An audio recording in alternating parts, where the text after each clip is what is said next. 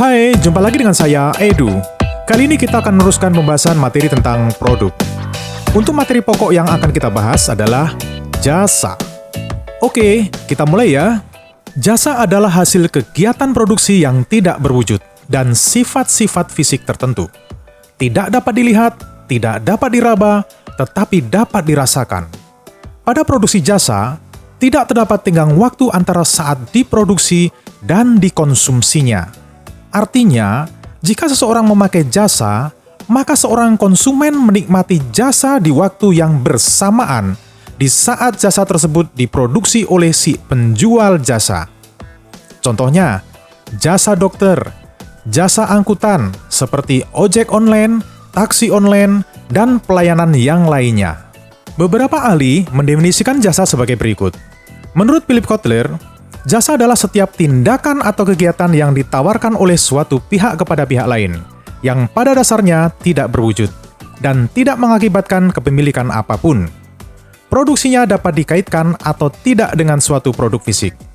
Sedangkan menurut William J. Stanton, jasa adalah kegiatan yang dapat diidentifikasikan secara tersendiri, yang pada hakikatnya bersifat tak teraba atau intangible, yang merupakan pemenuhan kebutuhan dan tidak harus terikat pada penjualan produk atau jasa lain.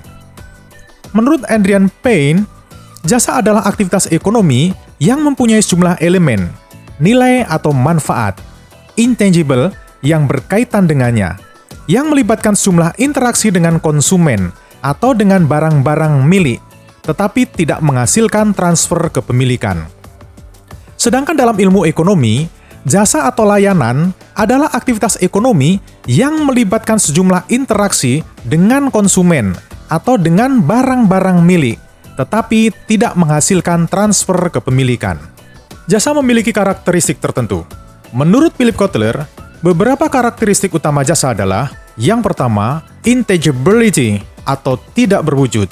Jasa mempunyai sifat tidak berwujud karena tidak dapat diidentifikasi oleh kelima indera manusia, seperti dilihat, diraba, dirasa, didengar, atau dicium sebelum terjadi proses transaksi pembelian. Yang kedua, inseparability, tidak dapat dipisahkan. Jasa tidak dapat dipisahkan dari sumbernya, baik yang bersumber dari manusia maupun dari mesin. Yang ketiga, variability atau berubah-ubah. Jasa dapat mudah berubah-ubah karena jasa tergantung pada siapa yang menyajikan, kapan, dan di mana disajikan. Sedangkan yang keempat yaitu perishability atau daya tahan. Jasa tidak dapat disimpan dan tidak memiliki daya tahan yang lama karena sifatnya tergantung dari fluktuasi permintaan. Selain karakteristik, secara garis besar, jenis-jenis jasa dapat diklasifikasikan menjadi beberapa macam, yaitu yang pertama, usaha rumah tangga. Jenis ini mencangkup banyak hal yang ada di dalam rumah tangga, seperti jasa perawatan kebun, jasa perbaikan rumah, air minum, pembersihan rumah, dan lain-lain. Yang kedua, perumahan. Jenis jasa ini melingkupi penyewaan sebuah kamar hotel atau penginapan, apartemen, gedung pertemuan, dan lain-lain. Yang ketiga, hiburan atau rekreasi. Jenis ini antara lain penyewaan alat-alat yang berkaitan dengan hiburan atau penyewaan tempat untuk melakukan kegiatan hiburan. Yang keempat, perawatan pribadi. Jenis ini menawarkan pelayanan untuk keperluan pribadi, misalnya perawatan rambut, perawatan kecantikan, dan lain-lain. Yang kelima, kesehatan. Jenis ini termasuk jasa paling penting karena terkait dengan pemenuhan kesehatan tubuh manusia. Contoh perawatan di rumah sakit, perawatan gigi di dokter gigi, bidan, dan lain-lain. Yang keenam, bisnis. Jenis ini menawarkan bantuan atau profesi kepada suatu kegiatan usaha ekonomi, misalnya jasa hukum, konsultasi manajemen, jasa akuntansi, dan jasa komputer. Yang ketujuh, komunikasi. Jasa yang memberikan pelayanan di bidang komunikasi, misalnya warnet, wartel, dan pengiriman faksimili. Yang kedelapan, transportasi. Jasa ini masih banyak digunakan sampai saat ini, seperti taksi, angkutan umum, travel, dan lain-lain. Yang kesembilan, jasa keuangan. Jenis pelayanan kepada konsumen yang terkait dengan pembiayaan, misalnya jasa leasing, pajak, pinjaman, dan lain-lain. Sedangkan yang ke-10 yaitu pendidikan. Jenis jasa pelayanan di bidang pendidikan misalnya seperti jasa guru privat, guru les, guru mengaji, dan lain-lain. Selain klasifikasi tersebut, menurut Lovelock, jasa diklasifikasikan menjadi 7 kriteria, yaitu yang pertama, segmen pasar. Berdasarkan segmen pasarnya, jasa dapat dibedakan menjadi 2 kelompok, yaitu yang pertama, jasa kepada konsumen akhir, seperti taksi, asuransi jiwa, dan pendidikan. Yang kedua, jasa kepada konsumen organisasional, seperti jasa akuntansi dan perpajakan, jasa konsultasi. Klasifikasi yang kedua, yaitu tingkat keberwujudan atau tangibility. Berdasarkan tingkat berkewujudannya, jasa dibedakan menjadi 3, yaitu yang pertama, rented goods service, yaitu jasa penyewaan produk kepada konsumen, misalnya rental mobil, rental VCD, dan sewa apartemen.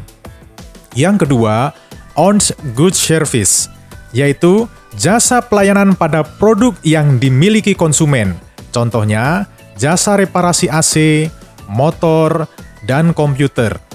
Yang ketiga, non-goods service, yaitu jasa pelayanan kepada konsumen secara personal yang bersifat intangible, contohnya supir, dosen pembimbing, penata rias, dan pemandu wisata. Klasifikasi yang ketiga, yaitu keterampilan penyedia jasa. Pada klasifikasi ini, jasa dibedakan menjadi 2 kelompok, yaitu yang pertama, professional service, seperti konsultan manajemen, konsultan hukum, dan konsultan pajak. Yang kedua, non-profesional, seperti supir taksi ataupun penjaga malam. Klasifikasi yang keempat, yaitu tujuan organisasi jasa. Berdasarkan organisasinya, jasa dikelompokkan menjadi 2 macam, yaitu yang pertama, commercial service atau profit service, seperti bank dan penerbangan. Yang kedua, non-profit service, seperti sekolah, yayasan, panti asuhan, dan museum. Klasifikasi yang kelima yaitu regulasi. Berdasarkan regulasinya, jasa dibedakan menjadi 2 kelompok, yaitu yang pertama, regulated service, seperti pialang, angkutan umum, dan perbankan. Yang kedua, non-regulated service, seperti catering, pengecatan rumah, dan cuci mobil ataupun motor. Klasifikasi yang keenam, yaitu tingkat intensitas karyawan. Berdasarkan tingkatan ini, jasa dibedakan menjadi 2, yaitu yang pertama, equipment-based service, yaitu perusahaan jasa yang mengandalkan penggunaan mesin dan peralatan canggih yang dapat dikendalikan dan dipantau secara otomatis. Contohnya, cuci mobil otomatis, ATM, dan lain-lain. Yang kedua, people-based service, yaitu perusahaan jasa yang mengandalkan tenaga manusia dalam proses penyampaian jasa. Contohnya satpam, jasa akuntansi, dan konsultan hukum. Sedangkan klasifikasi yang terakhir yaitu tingkat kontak penyedia jasa dan pelanggan. Pada klasifikasi ini, jasa dibedakan menjadi 2 macam, yaitu yang pertama, high contact service, seperti bank, dokter, dan penata rambut. Yang kedua, low contact service, seperti bioskop, jasa komunikasi, dan layanan pos. Jika kita membicarakan produk, maka di dalamnya ada barang dan jasa. Barang dan jasa adalah produk yang mempunyai perbedaan. Menurut Edward Wheatley, yang dikutip oleh Bukhari Alma, mengungkapkan beberapa perbedaan antara jasa dan barang, yaitu yang pertama, pembelian jasa sangat dipengaruhi oleh motif yang didorong oleh emosi.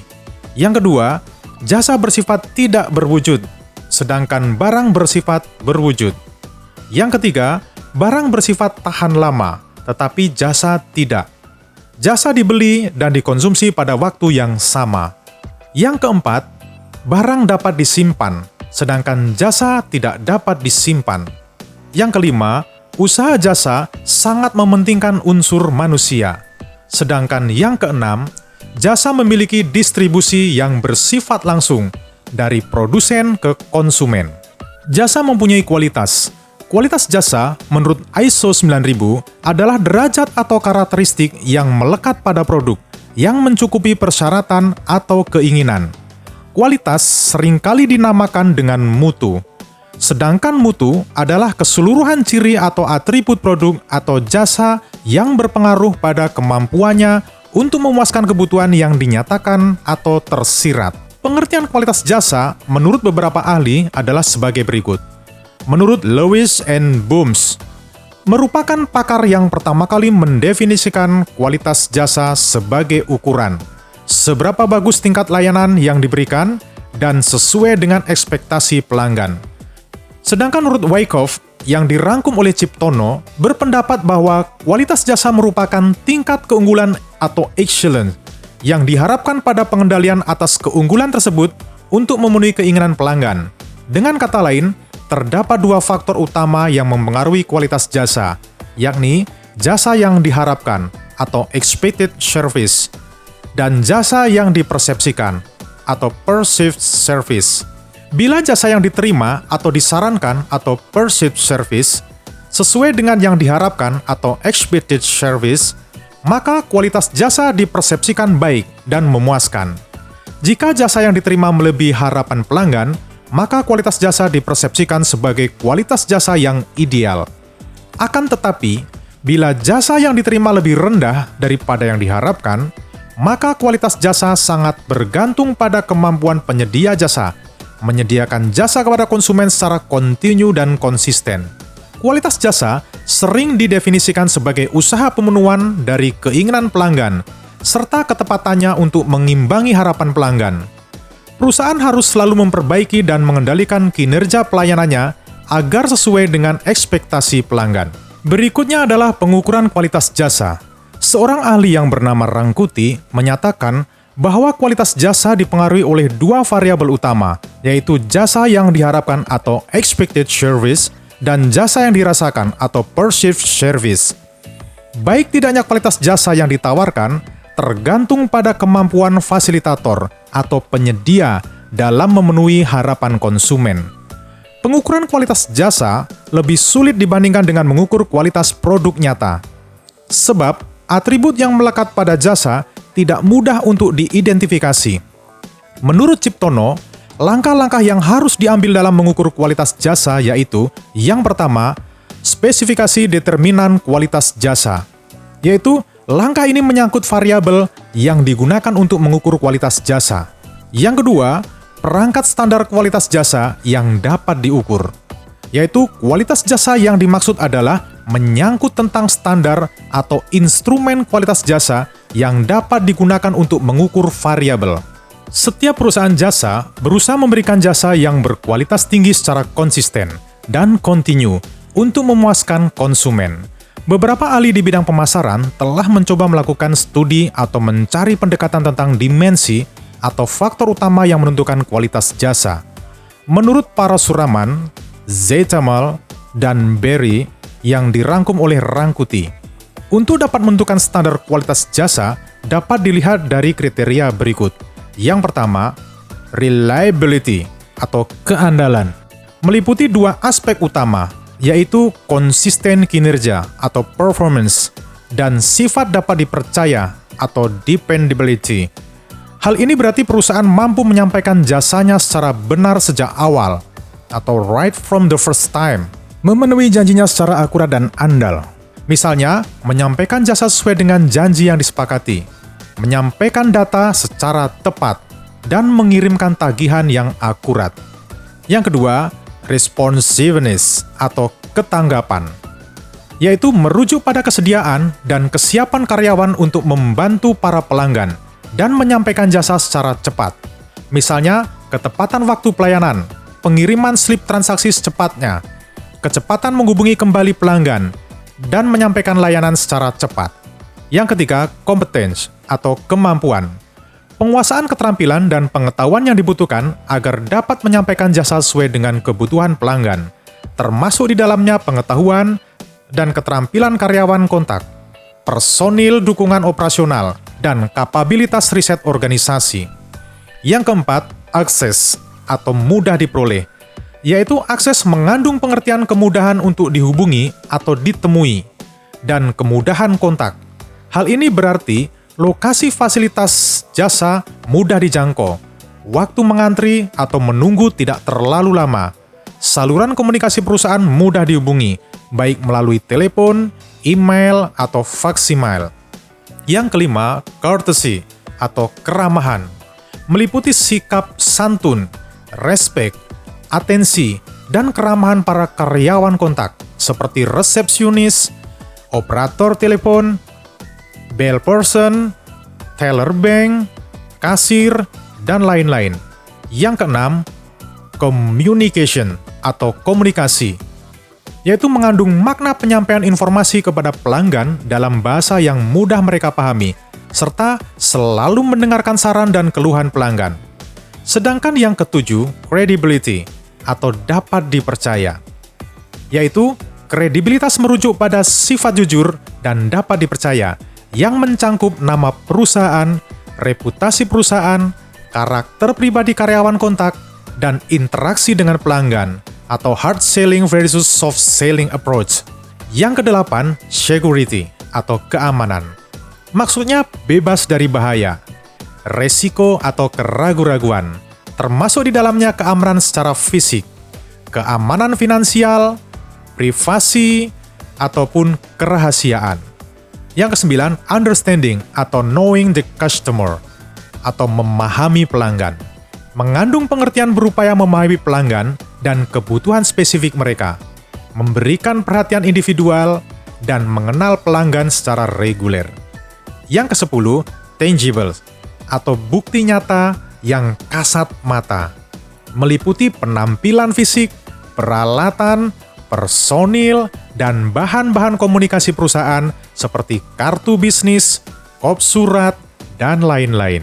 Sedangkan menurut para suraman, Zethemal dan Berry yang dirangkum oleh Ciptono menyederhanakan dimensi kualitas jasa menjadi 5 dimensi utama yang disusun sesuai urutan tingkat kepentingan relatifnya, yaitu yang pertama, reliabilitas, yaitu berkaitan dengan kemampuan perusahaan untuk memberikan layanan yang akurat sejak pertama kali tanpa membuat kesalahan apapun, dan menyampaikan jasanya sesuai dengan waktu yang telah disepakati.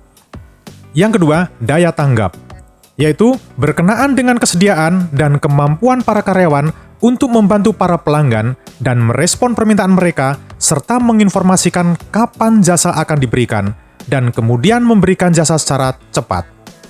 Yang ketiga, jaminan, yaitu perilaku para karyawan yang mampu menumbuhkan kepercayaan pelanggan terhadap perusahaan, dan perusahaan dapat menciptakan rasa aman bagi para pelanggannya. Yang keempat, empati, yaitu perusahaan yang mampu memahami masalah para pelanggannya dan bertindak demi kepentingan pelanggan, serta memberikan perhatian personal kepada para pelanggan dan memiliki jam operasional yang nyaman. Sedangkan yang kelima, yaitu bukti fisik, yaitu berkenaan dengan daya tarik fasilitas fisik, perlengkapan, dan material yang digunakan perusahaan, serta penampilan karyawan. Berikutnya adalah strategi kualitas jasa. Menurut Ciptono, strategi kualitas jasa atau layanan mencangkup 4 hal sebagai berikut. Yang pertama, atribut layanan pelanggan adalah penyampaian layanan atau jasa harus tepat waktu, akurat, dan perhatian maupun keramahan. Yang kedua, yaitu pendekatan untuk penyempurnaan kualitas jasa, merupakan aspek penting dalam rangka menciptakan kepuasan pelanggan, faktor biaya, waktu menerapkan program, dan pengaruh layanan pelanggan. Ketiga faktor ini merupakan inti pemahaman dan penerapan suatu sistem yang responsif terhadap pelanggan dan organisasi untuk pencapaian kepuasan optimum. Yang ketiga, sistem umpan balik untuk kualitas layanan pelanggan. Umpan balik sangat dibutuhkan untuk evaluasi dan perbaikan berkesinambungan. Informasi umpan balik harus difokuskan pada hal-hal sebagai berikut. Memahami persepsi pelanggan terhadap perusahaan, jasa perusahaan dan para pesaing, mengukur dan memperbaiki kinerja perusahaan, mengubah bidang-bidang terkuat perusahaan menjadi faktor pembeda pasar, mengubah kelemahan menjadi peluang yang berkembang. Sebelum pesaing lain melakukannya, mengembangkan sarana komunikasi internal agar setiap orang tahu apa yang mereka lakukan, dan menunjukkan komitmen perusahaan pada kualitas dan para pelanggan. Yang keempat, implementasi. Sebagai bagian dari proses implementasi, manajemen harus menentukan cakupan kualitas jasa dan tingkat layanan pelanggan sebagai bagian dari kebijakan organisasi. Dalam meningkatkan kualitas jasa, banyak faktor yang perlu dipertimbangkan, dan upaya tersebut juga berdampak luas terhadap budaya organisasi secara keseluruhan. Upaya tersebut perlu pula mempertimbangkan banyak faktor, di antaranya adalah mengidentifikasi determinan utama kualitas jasa, mengelola harapan pelanggan, mengelola bukti jasa yang bertujuan untuk memperkuat persepsi pelanggan selama dan sesudah jasa diberikan, mendidik konsumen tentang jasa, mengembangkan budaya kualitas, menciptakan automating quality, menindaklanjuti jasa dalam membantu memisahkan aspek-aspek jasa yang perlu ditingkatkan, dan juga mengembangkan sistem informasi kualitas jasa. Tidak semua jasa yang ditawarkan kepada konsumen berjalan secara sempurna. Ada beberapa kegagalan penyampaian jasa. Hasil penelitian mengenai Customer Perceived Quality pada industri jasa yang dilakukan oleh Leonard L. Berry, Parasuraman, Valery Zetemel, yang dirangkum oleh Rangkuti, mengidentifikasi 5 kesenjangan atau gap yang menyebabkan kegagalan penyampaian jasa, yaitu yang pertama, kesenjangan tingkat harapan konsumen dan persepsi manajemen. Pada kenyataannya, pihak manajemen suatu perusahaan tidak selalu dapat merasakan atau memahami secara tepat apa yang diinginkan oleh para pelanggannya. Yang kedua, kesenjangan antara persepsi manajemen dan spesifikasi kualitas jasa. Kadangkala, manajemen mampu memahami secara tepat apa yang diinginkan pelanggan, tetapi mereka tidak menyusun standar kinerja yang jelas.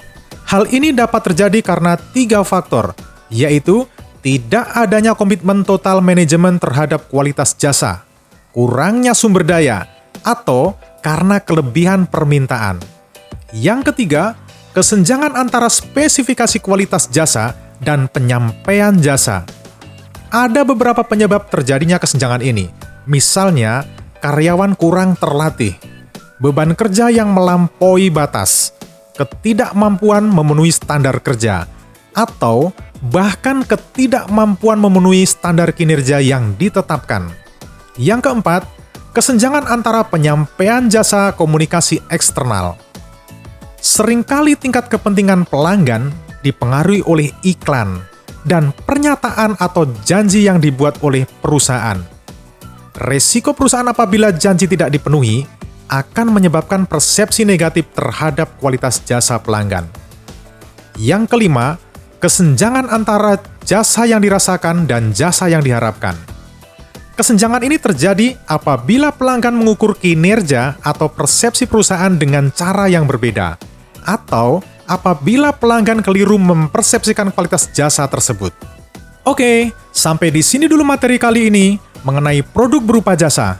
Untuk materi-materi yang lainnya akan Edu sampaikan pada video selanjutnya. Sampai jumpa!